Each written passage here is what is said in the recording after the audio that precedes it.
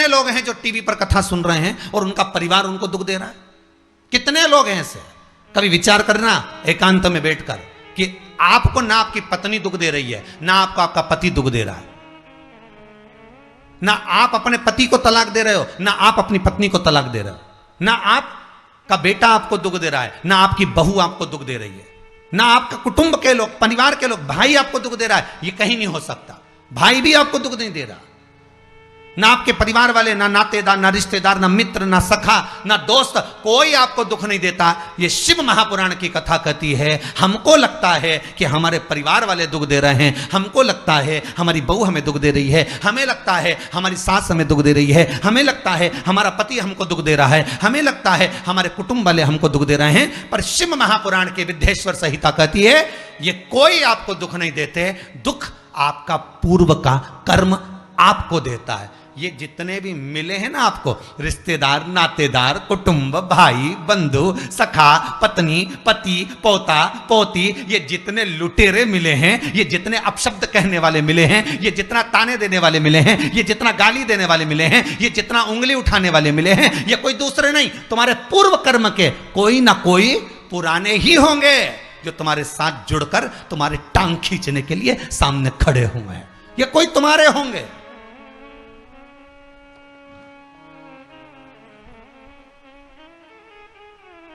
तो ये सब दिमाग से निकाल दीजिए आप, आपके ये चित्तवृत्ति बुद्धि से ये बात सब निकाल दो। जितने लोग कथा सुन रहे हैं ना, अपनी बुद्धि से निकाल देना कि मेरी बहू मुझे गाली दे रही है। हाँ, तूने किसी गाय को रोटी नहीं दी और दी भी होगी, दूसरी बार गाय आ गई होगी तो डंडा मार के भगा दिया, वही बहू आई है, वाणी के डंडे कुदा रही है।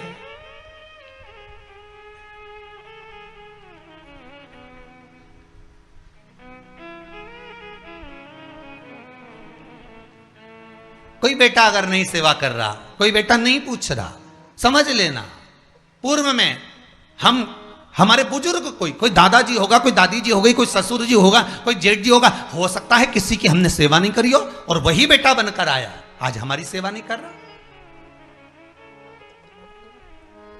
मत बुरे कर्म कर बंदे वरना पछताएगा, भगवान की आंखों से तू बच नहीं पाएगा, तू बच नहीं पाएगा। अरे ओ अज्ञानी मत करना दानी। बचना नहीं है, बहुत ये हमें लगता है गुरुजी मेरी बहू बहुत परेशान करे, गुरुजी मेरी सास बहुत परेशान करे, मेरा भाई मेरी प्रॉपर्टी खा गया, मेरा भाई ये लेकर चले गया, मेरे ससुराल वाले ऐसे, मेरे रिश्तेदार ऐसे, मेरे कुटुंबी ऐसे, मेरे कबीले वाले ऐसे, मेरे ये ऐसे। तो हमको लगता है कि ये अपने ऐसे।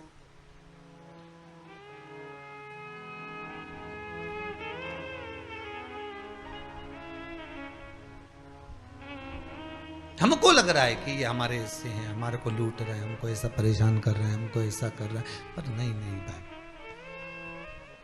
शिव महापुराण की कथा कहती है कोई हमको कष्ट नहीं देता।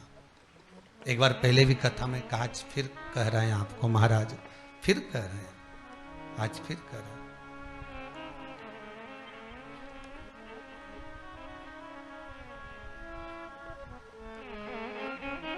आपको फिर निवेदन कर रहे हैं, बीमार हुए देवास में, बीमार हुए भोपाल में, बीमार हुए सीहोर में, बीमार हुए कहीं, डॉक्टर को दिखाने जा रहे हैं इंदौर, डॉक्टर को दिखाने जा रहे हैं भोपाल, डॉक्टर को दिखाने जा रहे हैं देवास, मुंबई, पुणे, जहाँ तहाँ हम डॉक्टर को दिखाने के लिए जा रहे हैं। वहाँ हॉस्पिटल में हमने सुई लगवाई, इंजेक्शन लगवाया, वहीं से कहीं कुछ चीरा फाड़ी कर दी, ऑपरेशन कर दिया। जरा विचार करना कभी एकांत में बैठ कर कि रहते यहाँ थे, दवाई लेने पहुँचे वहाँ, इंजेक्शन वहाँ लगवाया, बताओ ऑपरेशन वहाँ करवाया। तो इतने सारे हॉस्पिटल, कहीं ना किसी ने कहा सूरत भी जा सकते हो, किसी ने कहा अहमदाबाद चले जाओ, किसी ने कहा वहाँ चले जाओ, कोई कहे पुणे चले जाओ, कोई कहे मुंबई चले जाओ, कोई कहे इंदौर चले जाओ, कोई कहे भोपाल चले जाओ। पर रहने वाला कहाँ का और जाकर ऑपरेशन करवा रहा है कहाँ पर? विचार करिएगा। रहने वाला कहाँ का और इंजेक्शन लगवा रहा है कहाँ जाकर? जरा विचार करिएगा।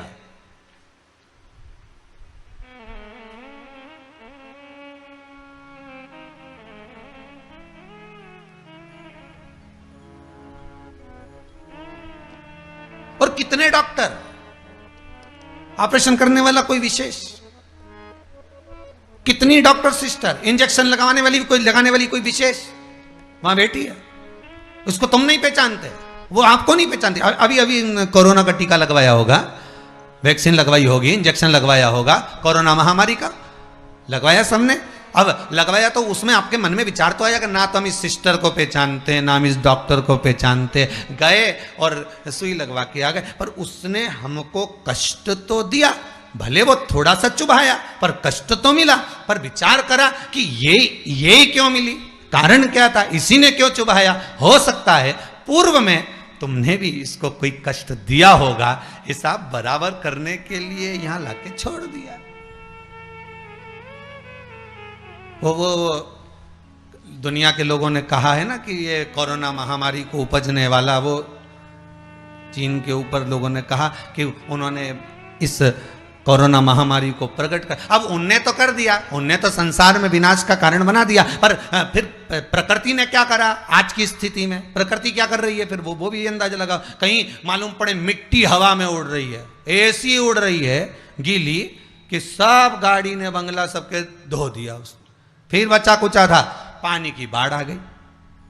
अगर हम दूसरे को कष्ट दे रहे हैं, हम दूसरे पर उंगली उठा रहे हैं, हमने एक उंगली अगर किसी पर उठा दी, हमने उंगली उठाकर कह दिया वो ऐसा है, उसने ऐसा करा, उसने वैसा करा, हमने एक उंगली उठा दी, भले तुम विद्वान हो, भले तुम्हारे में विद्वत्ता है, पर हम किसी पर अगर एक उंगली उठा रहे हैं तो ये 3 उंगलियां हमारे भीतर जा रही है कि अपने अंदर झांक कर देखो कि आप कैसे हो,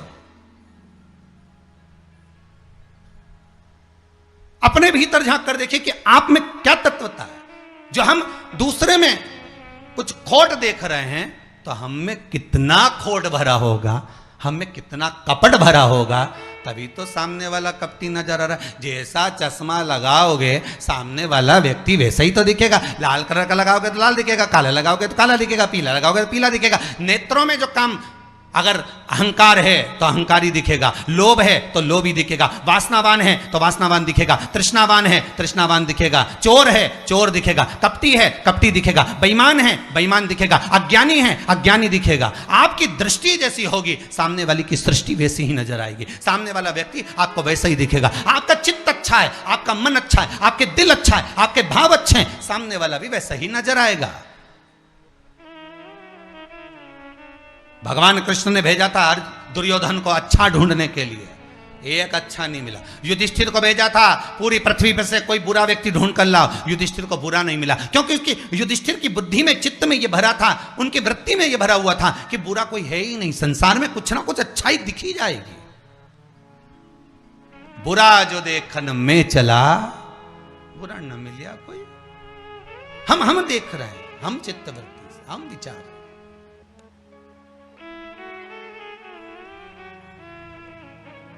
कौन ना बहू बुरी है, फिर निवेदन करूंगा, ना सास बुरी है, ना बेटा बुरा, ना बहू बुरी, ना ही ये पूरा संसार बुरा, सब अच्छे हैं।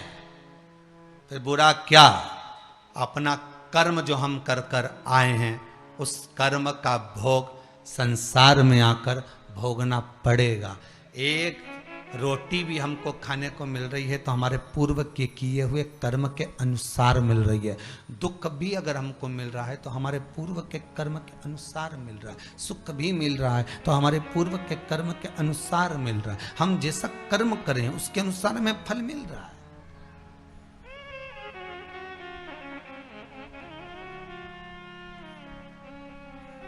इसलिए बारंबार कहा था कि मान मेरा कहना नहीं तो पछताएगा, माटी का खिलौना माटी में मिल जाएगा, हेट बूट सूट सब यहीं रह जाएगा और माटी का खिलौना माटी में मिल जाएगा। ये हेट रह गया, ये बूट रह गया, ये सूट रह गया, सब पड़ा की पड़ा रह गया, सब धरा की धरा रह गया। इसका मूल तत्व क्या है, इसकी महत्वता क्या है?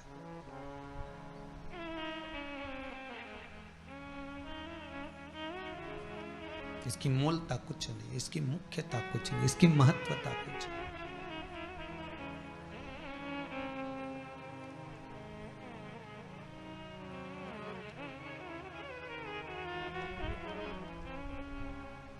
कि ले भोले का नाम,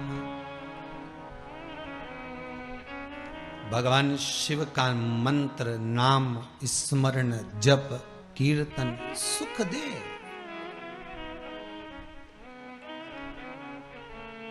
और वो सुख कोई साधारण नहीं हो सकता। वो सुख का आनंद, वो सुख का भाव बढ़ता चले जाता, आनंद बढ़ता चले जाता।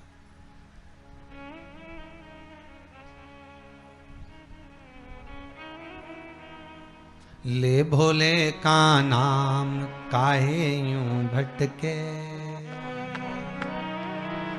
मिलता है आराम काहे यूं भटके।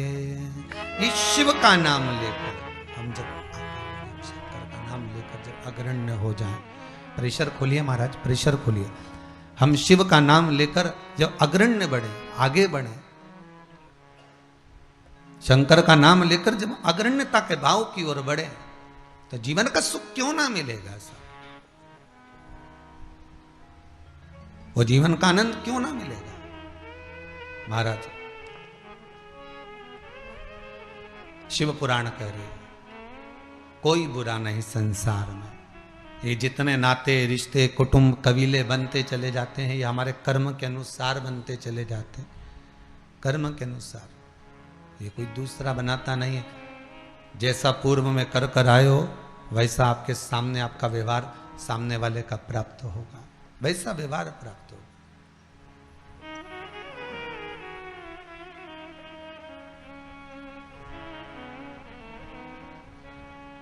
शिव पुराण कह रही है, शंकर की कथा कह रही है, शंकर का अनुमोदन कर रहा है महाराज। अच्छी संगत में बैठोगे, अच्छी संगत में अगर विराजमान होगे तो सुख अपने आप मिलेगा। माता के गर्भ से अगर आपका जन्म हुआ है तो कुछ अच्छा करने के लिए ही हुआ है। अगर आप बैठकर आस्था चैनल के सामने शिव महापुराण की कथा सुन रहे हो तो अपने आप को गौरवान्वित महसूस करना। थोड़ा न थोड़ा परमात्मा की कृपा, पूर्वजों का आशीर्वाद आपको ऊपर हुआ है, इसलिए आप शंकर की कथा को सुन रहे हो, शिव का भजन कर रहे हो। श्रावण के महीने में आज शिवरात्रि के दिन शंकर का अनुमोदन कर रहे हो।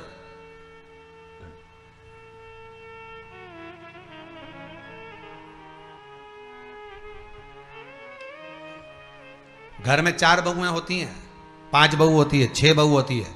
सास 6 बहू को बोलती है कि जाओ पानी लेकर आओ, अरे बोलो जम के जरा, नहीं बोलती ना। सास किसी एक का नाम लेगी, ए बेटा, ए लाली, एक बहू का नाम लेगी और उसको पुकारेगी और पुकार कर कहेगी जरा मेरे लिए 1 गिलास पानी ला दे बेटा। बहू जाएगी, पानी ला कर देगी। अब सास ने वो 3 को क्यों नहीं बुलाया रे? अरे बोलो तो जम क्या, वो 3 से क्या सास की दुश्मनी थी? नहीं, वो भी रोज मिलती, वो भी रोज प्रणाम करती है, वो भी रोज नमन करती है, वो भी रोज ना रोज सास के पास जाकर बैठती हैं। वो भी, सास उनको भी साड़ी देती है और सास उसको भी साड़ी देती है, सास उसको भी रकम देती है, उनको भी। पर एक को बुलाया आवाज लगाकर, ए बेटा, ए लाली, ए बहू, जरा इधर आ। और जिसका नाम लेकर बुलाया वो दौड़ कर आई और लाकर पानी दे दिया। पर सास इसी को क्यों बुलाती है? 4 बहू में से इसी बस बहू को आवाज क्यों लगाती है? बस उतना तुम अंदाजा लगा कर रखो कि सास इसी को ज्यादा क्यों बुलाती है, इसी से बात क्यों ज्यादा करती है। ना तो उसने कुछ दिया, ना इसने कुछ दिया, ना कोई बात। पर कुछ बहू में, 4 बहुओं में, 4 बेटे में कोई एक ऐसा होता है जिससे सास की अच्छी पटती है। उसी तरह भोलेनाथ भी परिवार में उसको देख लेता है जिससे शिव की अच्छी पटती है, उसी को बिठाता है कथा में।